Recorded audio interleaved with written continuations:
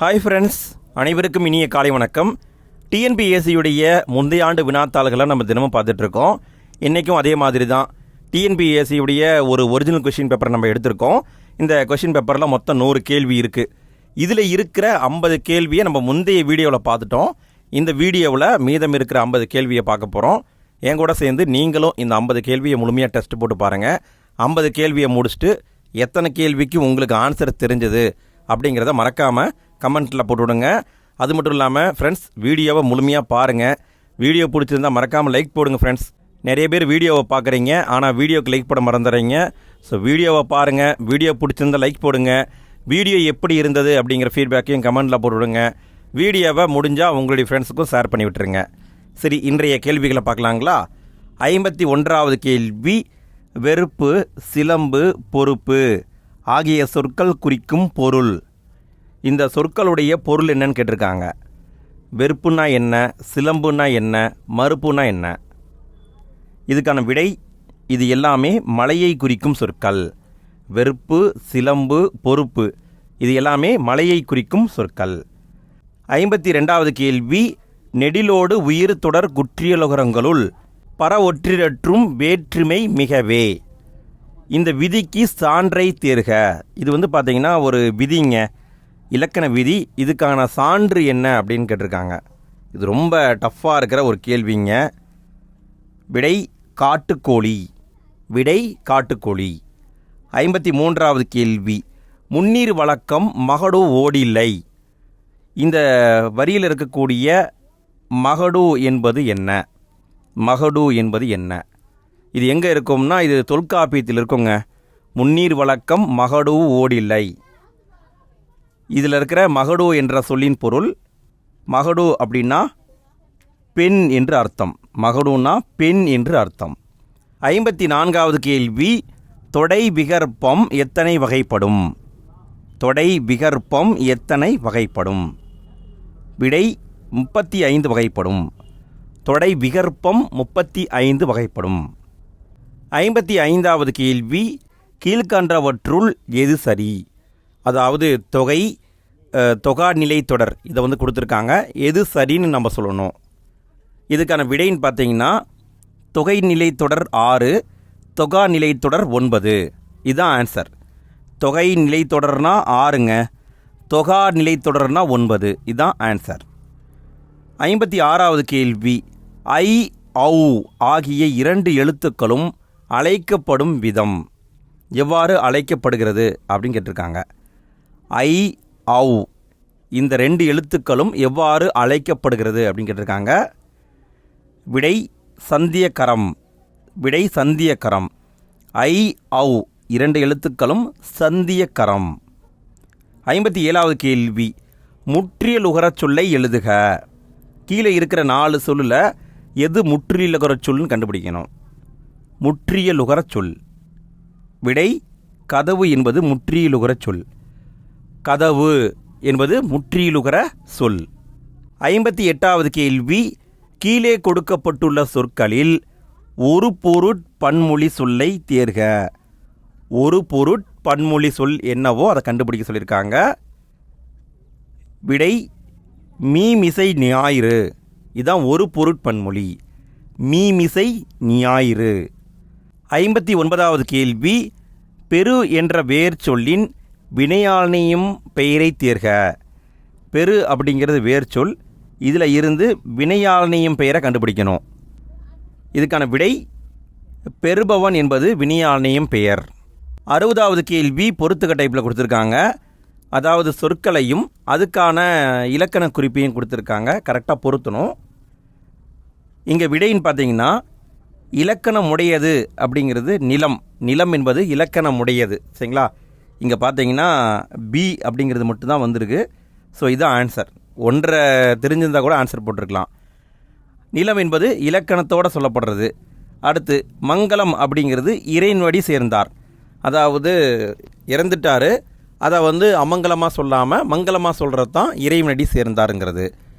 இலக்கண போலி அப்படின்னு பார்த்தீங்கன்னா நகர்ப்புறம்னு சொல்லணும், ஆனால் புறநகர்ன்னு தான் நம்ம சொல்கிறோம். ஸோ இது இலக்கண போலி. அதே மாதிரி கால் கல்வி வந்தான் என்பது இடக்கரடக்கல். அதாவது மற்றவங்க முன்னாடி சொல்ல வெக்கப்பட்டுக்கிட்டு அதை அப்படியே மாற்றி சொல்கிறது தான் கால் கல்வி வந்தான். அப்போ இதுதான் சரி. இங்கே எப்படி கேட்டிருக்காங்கன்னா இலக்கணம் மற்றும் இலக்கண போலி அந்த அடிப்படையில் கேட்டிருக்காங்க. பி தான் ஆன்சர். 61வது கேள்வி, அந்தந்த அடிகளில் உள்ள சொற்களை முன்பின்னாக மாற்றிக்கொள்வது எவ்வகையான பொருட்கோள்? இந்த கொஷின் அப்படியே முந்தைய ஆண்டில் வந்திருக்குங்க. அந்தந்த அடிகளில் உள்ள சொற்களை முன்பின்னாக மாற்றிக்கொள்வது எந்த வகையான பொருட்கோள்னு கேட்டிருக்காங்க. விடை மொழிமாற்று பொருட்கோள். மொழிமாற்று பொருட்கோள். 62வது கேள்வி, பொருள் தேர்க. அங்காப்பு என்பது என்ன? இதுக்கான பொருளை கேட்டிருக்காங்க. அங்காப்பு. இதுக்கான விடை வாயை திறத்தல். அங்காப்பு அப்படின்னா வாயை திறத்தல். 63வது கேள்வி, வினைமுற்றை தேர்க. கீழே இருக்கிற 4 சொல்லில் எது வினைமுற்றுன்னு கண்டுபிடிக்கணும். விடை படித்தான் என்பது வினைமுற்று. சரிங்களா? வினை முடிந்தது கேட்டிருக்காங்க. ஸோ இங்கே இருக்கிற 4 சொல்லில் படித்தான் என்பது தான் வினைமுற்று. 64வது கேள்வி, தவறான ஒன்றை தேர்க. கீழே இருக்கிற 4ல் ஏதோ ஒன்று தவறாக இருக்குது. அது என்னங்கிறத கண்டுபிடிக்கணும். கண்டுபிடிச்சிருப்பீங்க. விடை பார்த்தீங்கன்னா இலை என்பது தவறானது. அதாவது கிறு, கின்று, ஆண் என்று இது எல்லாமே பார்த்தீங்கன்னா இடைநிலைகள். சரிங்களா? ஆனால் இலை என்பது வராது. ஸோ அதுதான் தவறு. 65வது கேள்வி, இணையில்லை முப்பாலுக்கு இந்நிலத்தே என பாடியவர் யார்? இணையில்லை முப்பாலுக்கு இந்நிலத்தே என்று பாடியவர் யார்? விடை பாரதிதாசன் தான் பாடியிருப்பாருங்க. திருக்குறளை பற்றி பாடியிருப்பார். இணையில்லை முப்பாலுக்கு இந்நிலத்தே என்று பாடியவர் பாரதிதாசன். 66வது கேள்வி, இப்போதுள்ள கல்வெட்டுகளிலேயே மிக பழமையானது எது? இப்போது உள்ள கல்வெட்டுகளில் மிக பழமையானது எதுன்னு கேட்டிருக்காங்க. விடை திருநாதர் குன்றம் கல்வெட்டு. இதுதான் ரொம்ப பழமையான கல்வெட்டுங்க. திருநாதர் குன்றம் கல்வெட்டு. 67வது கேள்வி, காந்தியடிகளை அரை நிர்வாண பக்ரி என ஏளனம் செய்தவர். காந்தியடிகளை அரை நிர்வாண பக்ரி என ஏளனம் செய்தவர் யாருன்னு கேட்டிருக்காங்க. விடை வின்ஸ்டன் சர்ச்சில். 68வது கேள்வி, ஏழையின் குடிசையில் அடுப்பும் விளக்கும் தவிர எல்லாமே எரிகின்றன. இதனை பாடிய கவிஞர் யார்? இப்படி சொன்னவர் வள்ளிக்கண்ணன். 69வது கேள்வி, கலம்பகம் பாடுவதில் புகழ்பெற்றவர் யாவர்? கலம்பகம் பாடுவதில் புகழ்பெற்றவர்கள் யாருன்னு கேட்டிருக்காங்க. விடை இரட்டையர்கள். இரட்டையர். 70வது கேள்வி, இந்திய அரசியலில் சாணக்கியர் என அழைக்கப்பட்டவர். இந்திய அரசியலில் சாணக்கியர் என அழைக்கப்பட்டவர் ராஜகோபாலாச்சாரியார். அதாவது ராஜாஜிங்க. இவர் தான் இந்திய அரசியலில் சாணக்கியர் என அழைக்கப்பட்டவர். 71வது கேள்வி, ஆன்ம ஈடேற்றத்தை விரும்பும் பயணம் குறித்த நூல் எது? ஆன்ம ஈடேற்றத்தை விரும்பும் பயணம் குறித்த நூல் எது? விடை இரட்சணிய யாத்திரிகம். ஆன்ம ஈடேற்றத்தை விரும்பும் பயணம் குறித்த நூல். 72வது கேள்வி, எல்லாருக்கும் எல்லாம் என்றிருப்பதான இடம் நோக்கி நடக்கின்றது இந்த வையம் என பொது உடைமையை விரும்பியவர். இப்படி பொது உடைமையை பற்றி சொன்னவர் யாருன்னு கேட்டிருக்காங்க. எல்லாருக்கும் எல்லாம் என்றிருப்பதான இடம் நோக்கி நடக்கின்றது இந்த வையம். இதுக்கான பதில் பாரதிதாசன் தான் இதை சொல்லியிருப்பாருங்க. 73வது கேள்வி, திருந்திய பண்பும் சீர்த்த நாகரிகமும் பொருந்திய தூய்மொழி தமிழ் செம்மொழியாம் என்று செம்மொழிக்கு இலக்கணம் வகுத்தவர் யார்? திருந்திய பண்பும் சீர்த்த நாகரிகமும் பொருந்திய தூய்மொழி தமிழ் செம்மொழியாம் என்று செம்மொழிக்கு இலக்கணம் வகுத்தவர் பரிதிமார் கலைஞர். இவர் தாங்க இலக்கணம் வகுத்திருப்பார். 74வது கேள்வி, ஐஞ்சிறுங்காப்பியங்கள் அனைத்தும் யாரால் இயற்றப்பட்டன? 5 சிறிய காப்பியங்கள் அனைத்துமே யாரால் இயற்றப்பட்டன கேட்டிருக்காங்க. விடை சமணர்களால் இயற்றப்பட்டன. 5 சிறிய காப்பியங்கள். 5 சிறிய காப்பியங்கள் என்னென்ன உங்களுக்கு தெரிஞ்ச கமெண்டில் போடுங்க ஃப்ரெண்ட்ஸ். அந்த 5 சிறிய காப்பியங்களையும் இயற்றியவர் சமணர்கள். 75வது கேள்வி, பெர்சிவல் பாதிரியாரின் வேண்டுகோளை ஏற்று பைபிளை தமிழில் மொழிபெயர்த்த அறிஞர் யார்? பெர்சிவல் பாதிரியார்னு ஒருத்தர் இருக்கார். அவருடைய வேண்டுகோளை ஏற்று பைபிளை தமிழில் மொழிபெயர்த்தவர் யாருன்னு கேட்டிருக்காங்க. விடை ஆறுமுக நாவலர்.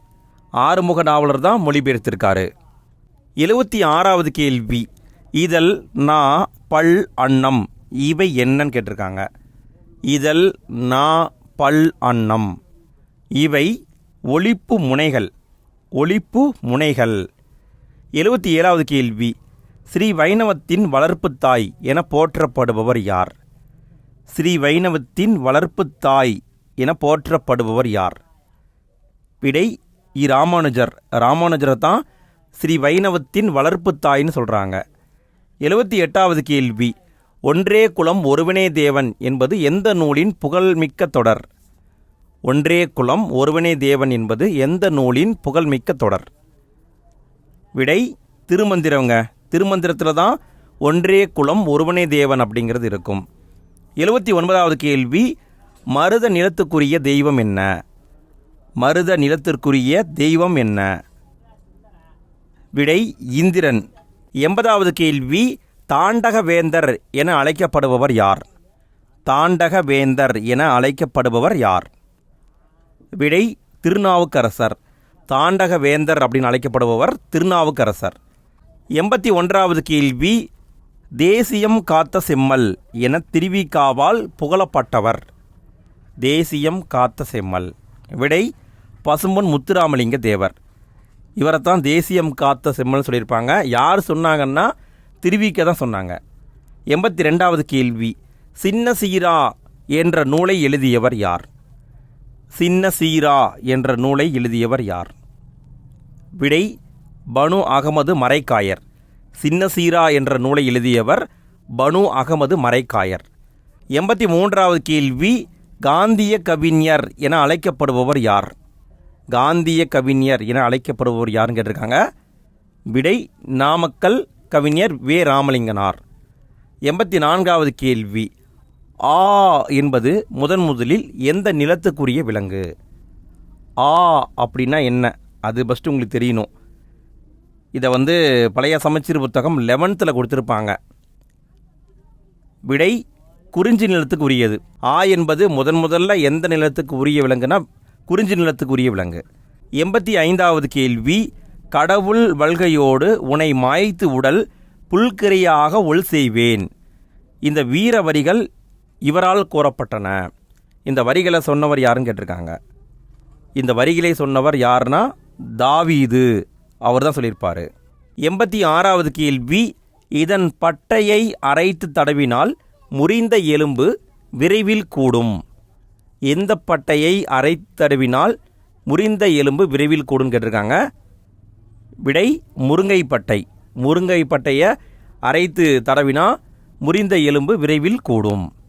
87வது கேள்வி. வீரம் இல்லாத வாழ்வும் விவேகம் இல்லாத வீரமும் வீணாகும் என எடுத்துரைத்தவர்? வீரம் இல்லாத வாழ்வும் விவேகம் இல்லாத வீரமும் வீணாகும் என்று சொன்னவர் பசும்பொன் முத்துராமலிங்கனார். 88வது கேள்வி. பட்டியல் 1 உள்ள ஆங்கில பழமொழிக்கு பொருத்தமான பட்டியல் 2 உள்ள தமிழ் பழமொழியோடு பொருத்தி குறியீடுகளை கொண்டு சரியான விடையை தேர்வு செய்யவும். ஆங்கில பழமொழி, தமிழ் பழமொழி, இதை கரெக்டாக பொருத்தணும். விடை பஸ்ட் டிசர்வ் தென் டிசைர். இதுக்கான தமிழாக்கம் அப்படின்னு பார்த்தீங்கன்னா முடவன் கொம்பு தேனுக்கு ஆசைப்படலாமா. இங்கே பார்த்தீங்கன்னா 1 தான் 3 வந்திருக்கு. ஸோ பி தான் ஆன்சர். Did for date. இது பார்த்தீங்கன்னா பழிக்கு பழி. பழிக்கு பழி. ஒர்க் இஸ் வர்ஷிப்னா செய்யும் தொழிலே தெய்வம். Little strokes fell great works அப்படின்னா அடிமேல் அடி அடித்தால் அம்மையும் நகரும். இதான் ஆன்சருங்க. அடுத்து 89வது கேள்வி பொறுத்துக்க டைப்பில் கொடுத்துருக்காங்க. சரியான விடையை தேர்ந்தெடுக்க வேண்டும். சொல்லையும் அதுக்கான பொருளையும் கொடுத்துருக்காங்க. இங்கே விடை அப்படின்னு பார்த்தீங்கன்னா விசும்பு அப்படின்னா வானம். இங்கே பார்த்தீங்கன்னா ஏவுக்கு 2 ஏவில் தான் இருக்குது. ஸோ இதுதான் ஆன்சர். விசும்பு அப்படின்னா வானம், மறுப்பு அப்படின்னா தந்தம், கனல் அப்படின்னா நெருப்பு, களிறு அப்படின்னா யானை. ஸோ ஏதான் ஆன்சர். திரும்பி வாசிக்கிறேன் பாருங்கள். விசும்புனா வானம், மறுப்புனா தந்தம், கனல்னா நெருப்பு, களிறுனா யானை. 90வது கேள்வி. திருக்காவலூர் கலம்பகம் இவரால் எழுதப்படவில்லை. யாரால் எழுதப்படவில்லைன்னு கேட்டிருக்காங்க. அதாவது இங்கே எப்படி கொடுத்துருக்காங்கன்னா வீரமாமுனிவருக்குரிய வேறு பேரில் கொடுத்துட்டு அதில் 1 பொருந்தாத வச்சுருக்காங்க. இங்கே பாருங்களேன். வீரமாமுனிவர், தைரியநாதசாமி, கான்ஸ்டன்ட் ஜோசப் பெஸ்கி எல்லாமே வீரமாமுனிவரை குறிக்கும் பேர் தான். ஆனால் இங்கே பாருங்கள் ஜியு போப்புன்னு வச்சுருக்காங்க. ஸோ இதுதான் தவறு. ஸோ இங்கே இன்டைரக்டாக என்ன கேட்டிருக்காங்கன்னா வீரமாமுனிவருக்கு இருக்கிற வேறு பேர்களை கேட்டிருக்காங்க. 91வது கேள்வி, கம்பனை கற்க கற்க கவிதையின் சீரிய இயல்புகளை அறியலாம். இப்படி கூறியவர் யார்?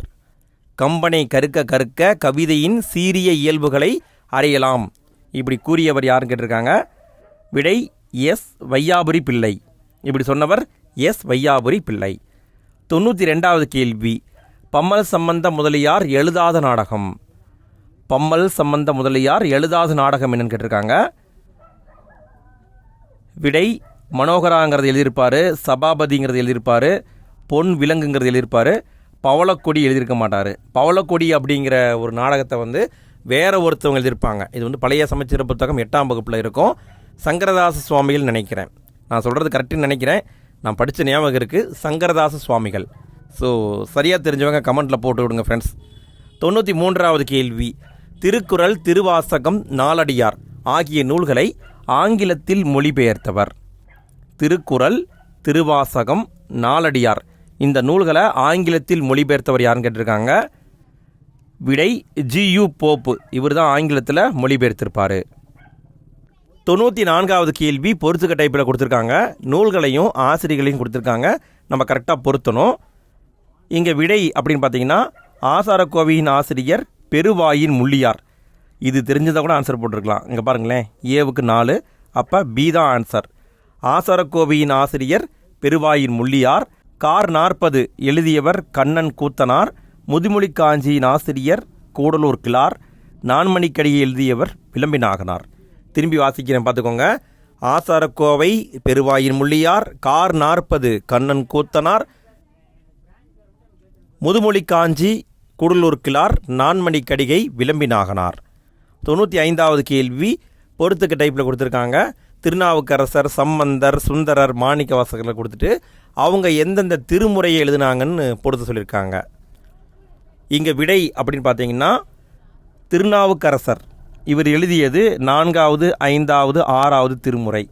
இங்கே பாருங்களேன், ஏவுக்கு 4 வந்திருக்கு. இது தெரிஞ்சிருந்தால் கூட ஆன்சர் போட்டிருக்கலாம். அடுத்து சம்பந்தர் அவர் வந்து பாடியது வந்து பார்த்திங்கன்னா முதல் 3 திருமுறைகள் திருஞான சம்பந்தர் பாடியது. அவர் பாடியது முதல் 3 திருமுறைகள். சுந்தரர் பாடியது 7ஆம் திருமுறை, மாணிக்க வாசகர் 8ஆம் திருமுறை. ஸோ இதான் ஆன்சர். திரும்ப சொல்கிறேன் பார்த்துக்கோங்க. அதாவது திருமுறைகளில் முதல் 3 திருமுறைகளை பாடியவர் திருஞான சம்பந்தர். 4, 5, 6 இந்த 3ஐயும் பாடியவர் திருநாவுக்கு அரசர். 7வது திருமுறையை பாடியவர் சுந்தரர். 8வது திருமுறையை பாடியவர் மாணிக்க வாசகர். 96வது கேள்வி பொருந்தாத இணையை கண்டறிக. கீழே வந்து நூல்களையும் அதை எழுதிய ஆசிரியர்களையும் கொடுத்துருக்காங்க. இதில் ஏதோ ஒன்று தவறாக இருக்குது, அது என்னங்கிறத கண்டுபிடிக்கணும். விடை ஞானரதம் அப்படிங்கிற நூலை வந்து கல்கி எழுதியிருக்க மாட்டாங்க. இதை வந்து பாரதியார் தான் எழுதியிருப்பார். சரிங்களா? ஞானரதம் என்ற நூலை எழுதியவர் பாரதியார். இங்கே வந்து இதுதான் தவறாக வந்திருக்கு. அப்போ பாருங்கள், சிறுபஞ்சம் மூலம் அப்படிங்கிற நூலின் ஆசிரியர் காரியாசன், எழுத்து அப்படிங்கிறது எழுதினவங்க சீசு செல்லப்பா, குயில் பாட்டு அதை எழுதியவர் பாரதியார். 97வது கேள்வி தமிழ் செய்யுள் கலம்பகம் என்ற நூலை தொகுத்தவர் யார்? தமிழ் செய்யுள் கலம்பகம் என்ற நூலை தொகுத்தவர் யார்? விடை ஜியு போப். இவர் தான் தொகுத்திருப்பாருங்க. 98வது கேள்வி தமிழ் பேரகராதி அதாவது லெக்சிகன் இதை உருவாக்கியவர் யார்? தமிழ் பேரகராதி லெக்சிகன் இதை உருவாக்கியவர் யாருன்னு கேட்டிருக்காங்க. விடை எஸ் வையாபுரி பிள்ளை. தமிழ் பேரகராதியை உருவாக்கியவர் எஸ் வையாபுரி பிள்ளை. 99வது கேள்வி தமிழிசை கருவி யாழ் பற்றி பல காலம் ஆராய்ந்து யாழ் நூல் என்ற நூலை இயற்றியவர். தமிழிசை கருவி யாழ் பற்றி பல காலம் ஆராய்ந்து யாழ் நூல் அப்படிங்கிற நூலை இயற்றியவர் யாருன்னு கேட்டிருக்காங்க. விடை விபுலானந்தர். யாழ் நூல் அப்படிங்கிறது எழுதினவங்க விபுலானந்தர். 100வது கேள்வி கடைசி கேள்வி. ஃப்ரெண்ட்ஸ், இந்த 50 கேள்வியில் உங்களுக்கு எத்தனை கேள்விக்கு ஆன்சர் தெரிஞ்சது அப்படிங்கிறத மறக்காமல் கமெண்ட்டில் போட்டுவிடுங்க. ஃப்ரெண்ட்ஸ், வீடியோடைய எண்டு ஸ்க்ரீனில் அடுத்த வீடியோக்கான லிங்க் வச்சுருக்கேன். அடுத்த வீடியோவிலையும் 50 கேள்வி இருக்குது. நீங்கள் ஃப்ரீயாக இருக்கீங்கன்னா அதையும் டெஸ்ட் போட்டு பாருங்கள். இது வரைக்கும் 100க்கு மேற்பட்ட வீடியோக்களை போட்டுட்டோம். நீங்கள் நேரம் கிடைக்கும்போது எல்லாத்தையுமே டெஸ்ட்டு போட்டு பாருங்கள் ஃப்ரெண்ட்ஸ். 100வது கேள்வி பாரத சக்தி மகாகாவியம் இதை இயற்றியவர் யார்? பாரத சக்தி மகாகாவியம் இந்த நூலை எழுதியவர் யாருன்னு கேட்டிருக்காங்க. விடை சுத்தானந்த பாரதியார். சுத்தானந்த பாரதியார். பாரத சக்தி மகாகாவியம் சுத்தானந்த பாரதியார். ஓகே ஃப்ரெண்ட்ஸ், இந்த வீடியோவில் 50 கேள்வியை பார்த்துட்டோம். இதே மாதிரி அடுத்தடுத்து நிறைய வீடியோக்கள் வந்துகிட்டே இருக்குது. ஆல்ரெடியும் போட்டிருக்கோம். எல்லாத்தையும் விசிட் பண்ணி பாருங்கள். ஓகே ஃப்ரெண்ட்ஸ், அடுத்த வீடியோவில் சந்திப்போம். நன்றி.